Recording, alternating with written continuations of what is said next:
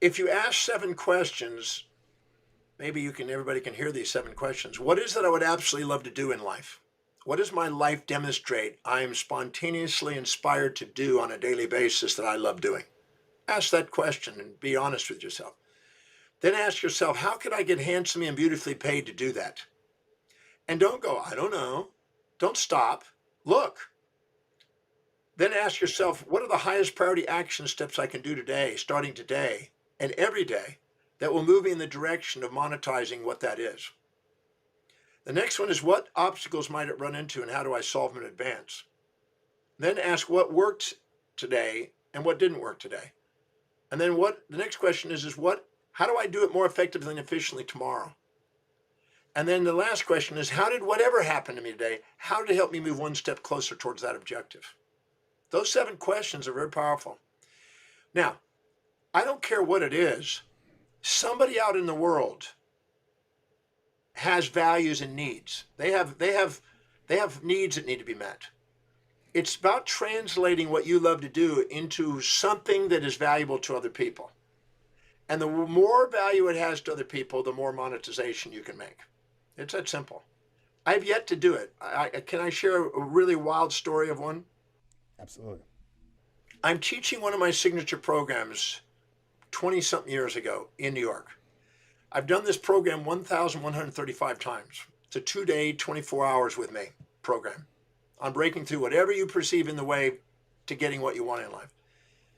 And this lady is 29 years old, I believe, sitting right in front of me, right in the front row. And we had U-shaped tables, large U-shapes and another U-shape outside it. This girl was sitting right up in the front. So I picked on her. I said, so what is it you would absolutely love to do in life? And she goes, she didn't know. It was just like, put her on the spot. No, what would you absolutely love doing in life? What do you spontaneously do every day that you love doing? She said, spend time with my dog. I love playing with my dog. Okay, great. How could you get handsomely and beautifully paid to spend time with your dog? She goes, I have no idea. I didn't ask. You didn't have no idea. That's not the answer. You dodged the question. How could you get handsomely paid doing that? She goes, I don't know. I didn't ask that. How could you get handsomely paid to do that? And finally she said, he's really cute. People like taking pictures. Maybe I could charge for it. Great. What are the highest priority actions you can do right now to move in that direction? And she goes, da, da, da, da, da. We wrote down 6 or 7 things. And we started her on this journey of asking these questions. Then something really cool happened. She left the seminar on Sunday. And Monday, she took her dog walking in Central Park down the little avenue where all the philosopher, chairs are. And you go down where the fountain is, near the lake where the little boathouse is. So she's literally walking down there with her dog. And for the first time in her life, she never had the courage to ever ask anybody or tell somebody if they asked, can I take a picture of your dog? She's always just let them take a picture. In those days, there were cameras. There was no iPhones. And so somebody came up to her and said, can I have a picture of your dog? And she said, well, that will be $5. And the person pulled out a $5 bill and handed it to her. And she walked home that night and told the dog, I said, you made your food keep today. You did good.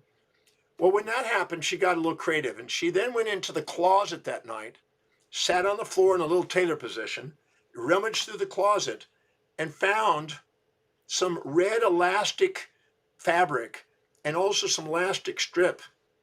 And she got a creative idea, and she made a tube and sewed it into a tube that went between the forelegs and the hind legs.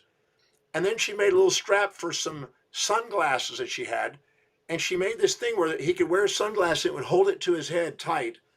And this little tube on that was red that would make it where people would probably want to take a picture more. And then she practiced pouncing him up on the hind legs. So when he walked, he had sunglasses and a red outfit on, and people go, I got to take a picture of that. So she went into the thing and she made $15 the second day. $15. Now she's going, you're now making me some money. You're not just you're making your keep. Now you're making me some cash flow. So she got more creative and she started making different outfits for him that would draw attention. If you went online right now and you looked up Karen Beal, Karenbiehl,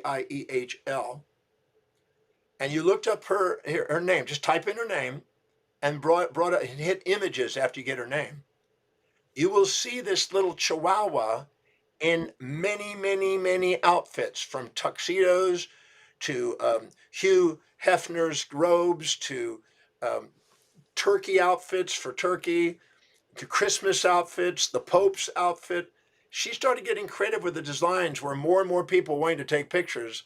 She got up to $125 in a day taking pictures of the dog. She got cards made that she was the agent of the dog, made him a celebrity to some degree. And a guy walks up to her and says, "That was cool, man. I've been watching you for here while I'm eating away something here."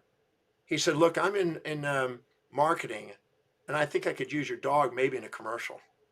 And she said, "Well, I'm his agent. Here's my number." Now watch this.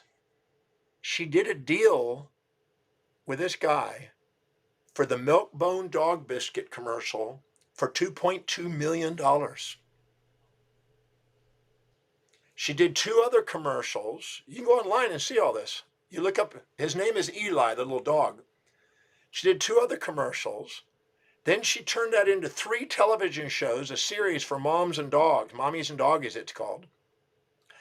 That dog became one of the most famous dogs next to Gidget, which became the Taco Bell dog.